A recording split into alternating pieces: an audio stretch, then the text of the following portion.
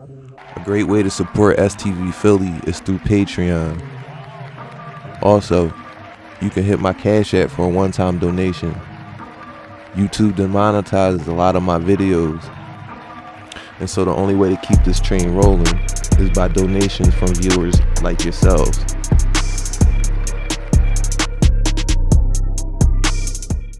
Gunfire killed 2 people.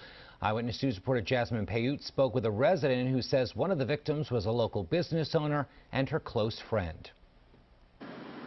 All I hear like firecrackers over here. This ain't right. As fireworks shot through the city, people in West Philadelphia say the sound of rapid gunfire overpowered any celebratory noise. I was on my bed. I hear like 8 shots fire. Then I hear another 8. So I run out. Then cops say, go back in the house. Police was already on the block. The shooting happened on South 60th Street just before 11 o'clock Sunday night. Hours later, you can still see remains from the shooting on vehicles that were heavily damaged. Deputy Commissioner Robin Wimberly says 3 people were shot. 2 of them died. A neighbor and close friend identified one of the victims as 23-year-old Sakar, the owner of this small business, Premier Band. Sakar was a leader. He was a sweetheart. He had just had a baby, a business owner on a block. He was well respected. A woman who did not want to show her face says less than 24 hours ago, friends and relatives of Sakar were celebrating the business's 1-year anniversary. Today, they're cleaning up after the bloodshed. I was praying it wasn't him. He's definitely going to be missed.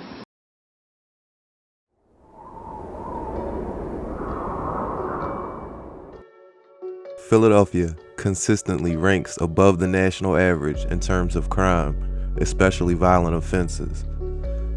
It has the highest violent crime rate of the 10 American cities with a population greater than 1 million residents, as well as the highest poverty rate among these cities. Much of the crime is concentrated in the north, west, and southwest sections of the city. As of Monday, October 18th, there have been 438 homicides in the city limits. As unchecked gun violence has reached unprecedented heights this year, it has continued to disproportionately batter the same communities, where residents also endure higher poverty levels, lower life expectancy, and more blighted housing, an analysis by the Philadelphia Inquirer states. The overlap of so many injustices in the communities of colors has roots dating back generations. Nearly all of the neighborhoods in Philadelphia suffering from perpetual violence and other structural disadvantages were redlined starting in the mid-1930s as a part of the federal government mortgage program, which effectively provided a map for banks to deny conventional loans because of race or ethnicity. Researchers say there's a correlation between the explicitly racist program and the ongoing gunfire today.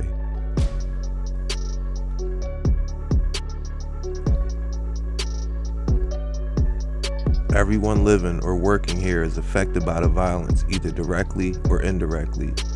Back in July, 2 young business owners from Philadelphia were gunned down in a shower of bullets at a 4th of July cookout celebration. 23-year-old Sakar Johnson Jr. and 21-year-old Salahuddin Mahmoud were murdered in their own city, and for Sakar at his own business establishment.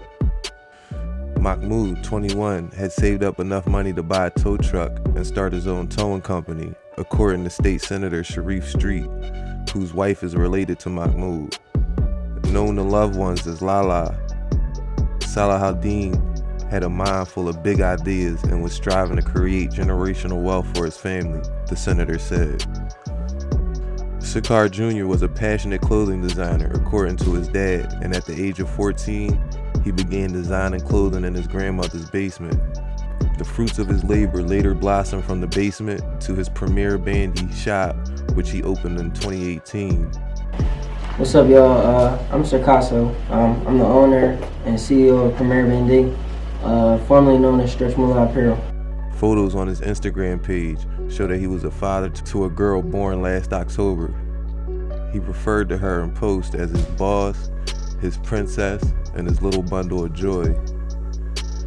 The saddest part about Philly is you don't even have to actually be in the streets to get caught up in this violence. just owning a business in a certain section of the city can lead to your demise. Now, these things don't just happen.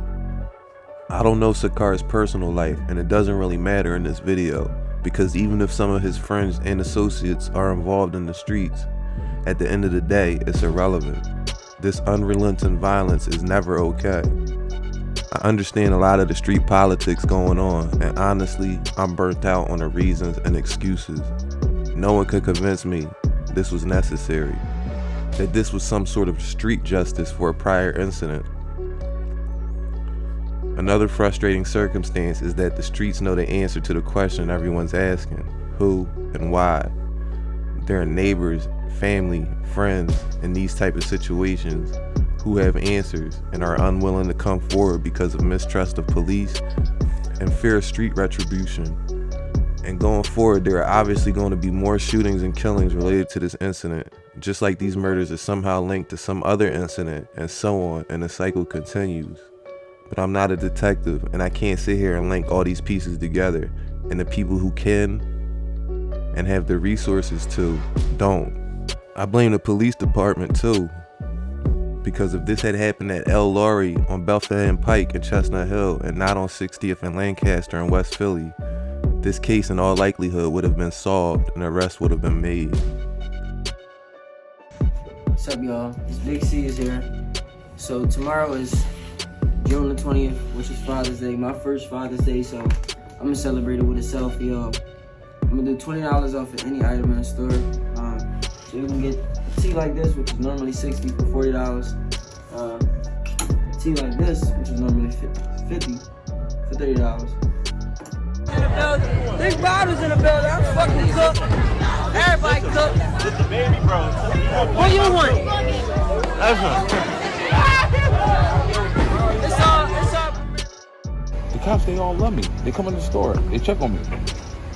Like, he got a 9-month-old daughter. He's 23. My dad died when he was 23. Now my son got to go through the same thing and die at 23. I was proud when he turned 23.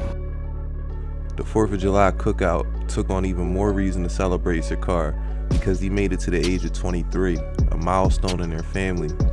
Sakar Sr. said his dad died at 23, so they always celebrate a whole new era in the lives of the men in the family who make it to that benchmark.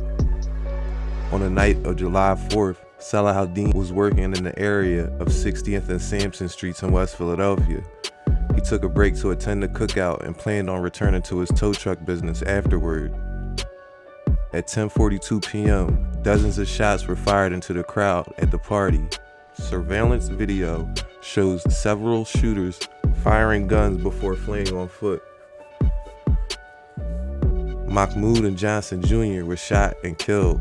A 16-year-old girl was also injured in the incident. The girl was hospitalized in stable condition with gunshot wounds to her legs and back.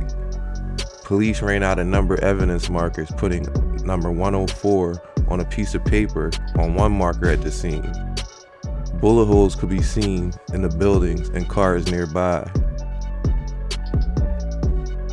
Sakar was 23 years old, an entrepreneur, and wasn't involved in the streets as far as I know, and the same could be said for Salahuddin. So even if the young leaders in the community aren't safe, then we have a problem that goes beyond just simply not getting involved in the street life. As you can see, in this city that doesn't always save you.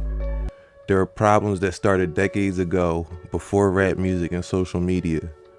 Policy and political issues, policing issues, and then we have the insidious cancer of the mind that has infested a large portion of the black community. Things that have been systematically imposed by media and other influential entities. Some like mass incarceration under Ronald Reagan and George Bush. Some like redlining and discrimination and the socioeconomic ramifications surrounding those policies. I've covered the violence in West Philly before, and the kids left fatherless and directionless. Police reform, education funding, after-school activities are all parts of the solution. But if we dig deeper, we will find that if this city is going to once again be considered safe to live, then us as a people need to take major stock and inventory in ourselves. Why are we so numb to the violence? Why can't we joke about death and it be okay? Starting with what we expose our kids to and how we treat them is the first step. Mental health treatment and major community investments into programs and initiatives that tackle the roots of why our kids so comfortable perpetuating a lot of the violence we see. Of course, me being one person, I don't have answers to these incredibly nuanced and complicated issues. I'm willing to use this platform in any way I can to help stop the violence. This has been S.T.V.Philly. Until next time, please be safe. As you know, shootings in Philadelphia are commonplace, sadly. Sakar Johnson Jr. died in his father's arms after being shot during a July 4th cookout in West Philly. He had a store there, and the cookout was in front of his store. My dad had 3 kids. All of us made it past 23. My son did, but he never made it to 24. My son is the greatest person, other than my grandma and my grandpa, I've ever known in my life. He's everything I wish I would have been. Another person lost his life at that scene. Captain Matt Gillespie, commander of the 18th District in West Philadelphia, joins us. Captain, good to see you again. Thank you for coming on. Yeah, good morning, everybody. Unfortunately, it's once again to talk about the violence. Yeah, so did you know Sakar Jr.? No, I didn't know him personally. I knew of the store, and you know, it's important to say that the business that was there before was not a business that was, you know, conducive to 60th Street and positivity. I'll say that. And Sakar took over the business, improved it, made it a positive place. He built that himself, but my officers knew him from walking around. He would always engage with them. He would always talk with them. So 2 officers in particular were very upset when this happened. I guess. And not to mention the community. I mean, so many comments on his Instagram page, and so many people talked about, out of all people, not him, because he was such a positive person.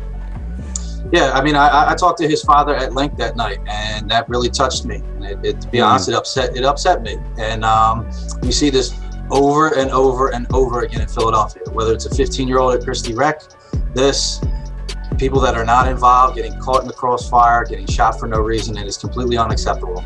Yeah, last night or yesterday afternoon, 14, 15-year-olds shot.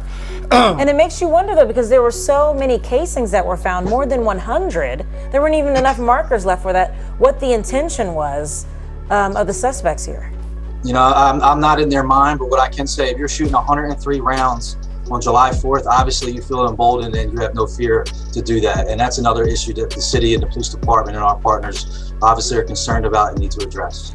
Well, what have you heard since Sunday night? Like, everybody asks you on some story. So you got 3 of these Jones that's painted. You got a couple, well, a bunch of them left that's not painted. You got a couple of these left. You got a couple of the Drago tees. You got a couple of these Jones. You got hats to go with every tee. You got these tees. You got black and white sweats. There's black and white tees too. You got the red and white sweats. It's a painted version of the red and white sweats. You got red and white tees.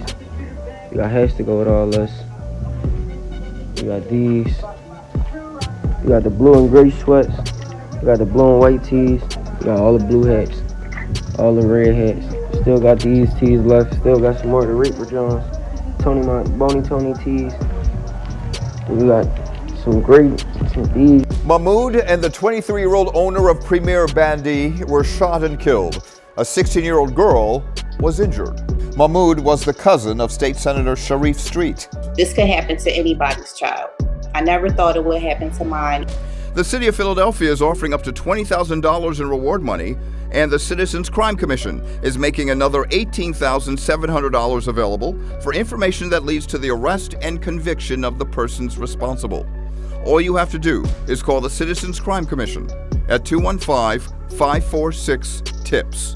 All calls will remain anonymous. Our message, we need an action to be taken and let those who kill Salah brought to justice. If you know what happened, you know the tips are anonymous. If you want to, please come forward by any means. For Crime Fighters, I'm Rick Williams for Action News at 10.